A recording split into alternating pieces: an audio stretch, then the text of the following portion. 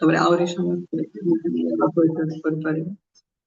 हरे कृष्ण तो ध्यान देके सुन दिया श्रीमद् भगवत गीता रे वर्णना कराया छी भगवान के विषय रे कि अक्षर ब्रह्म अक्षर समुद्भव ब्रह्माक्षर समुद्भव माने भगवान को जानिबार गोटे प्रकृत मार्ग है कि अक्षर अक्षर माने भगवान ब्रह्म अर्थात शास्त्र शास्त्र माध्यम भगवान को जान पारिबा से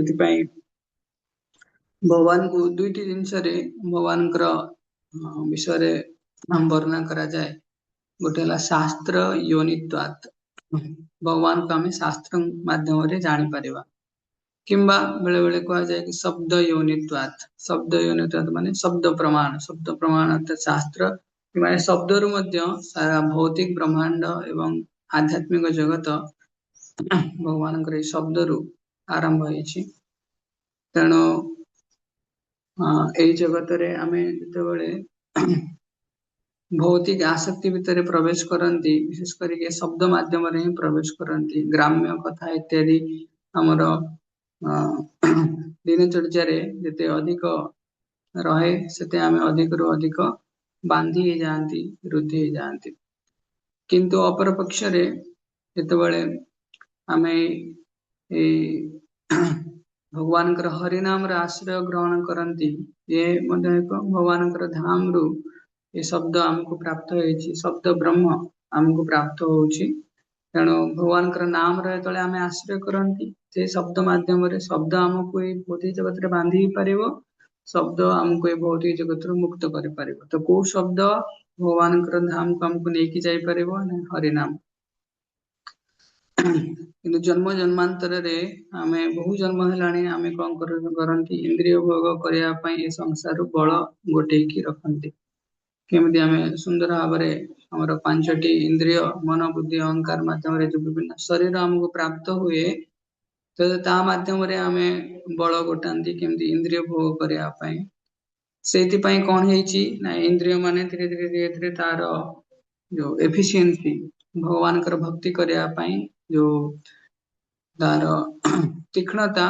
तार नष्ट हो जाए कहा जाए अतः श्री कृष्ण नामादि न भवे ग्राह्यम इंद्रिय सेवन मुखे ही जीवादो स्वयं एव स्फुरते अतः श्री कृष्ण नामादि भगवान नाम रूप गुण लीला इत्यादि न भवे ग्राह्यम इंद्रिय इंद्रिय माने ताको ग्रहण कर पारना देखो भौतिक जगत रे इंद्रिय भोग करिया पई आमे केते प्रोत्साहित होचे ता संगरे आमे धैर्य सहकारे इंद्रिय को भोग करूचे किंतु आध्यात्मिक जगत रे भक्ति करिया पई विशेष करके आध्यात्मिक जगत को उन्नति करिया पई आमे जो भक्ति करूचे से भक्ति करिया समय रे आमे सामान्य धैर्य रखिया पई भी आमे माने पश्चात्पद हमर होची तेणु आमे धैर्य हरा हो पड़ुचंदी काहे कि मोर संगरे ए अनुभव मते प्राप्त होनी काहे कि मते मोर जहां इच्छित जहां मन रे इच्छा अछि ता काहे प्राप्त होनी ता आमे अधैर्य हो पड़ुचंती तो केते कंट्रास्टिंग नेचर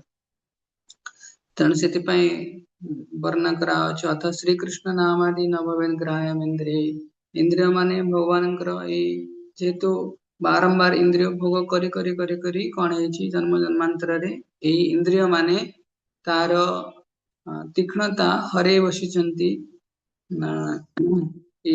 भगवान भक्ति करने पाई तेणु या पुनः आमे केमिति आनी परिबा कि तळे स्वयं जिह्वा माध्यम रे तो भगवान नाम एवं प्रसाद माध्यम रे आमे कौन करि परिबा इंद्रिय माननकु पुनः भक्ति करिया पई तांकु बलिष्ठ बनै परिबा तेणु भगवान नाम विषय रे वर्णन करा जाए अंगानि यस्य सकल इंद्रिय वृत्तिमंती भगवान गोटी अंग गोटी इंद्रिय अन्य समस्त इंद्रिय कार्य करि परिबो तो जेते बेले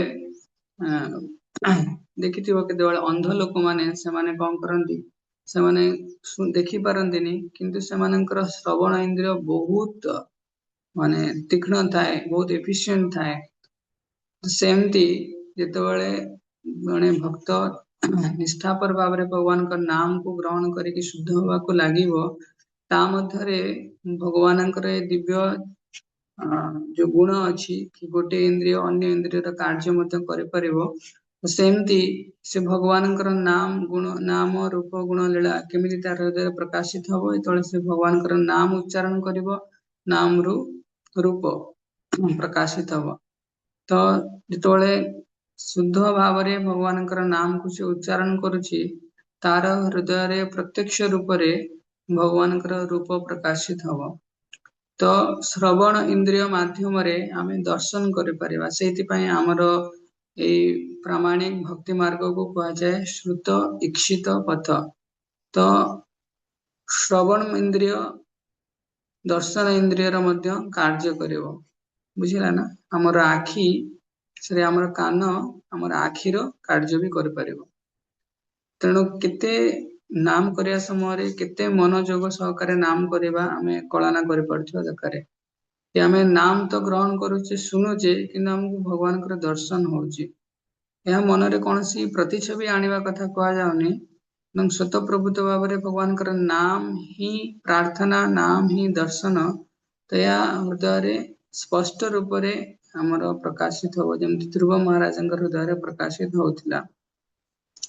ତେଣୁ ସେଥିପାଇଁ ନାମ କରିବା ସମୟରେ ବହୁତ ମନୋଯୋଗ ସହକାରେ ନାମ କରିବାର ଅଛି।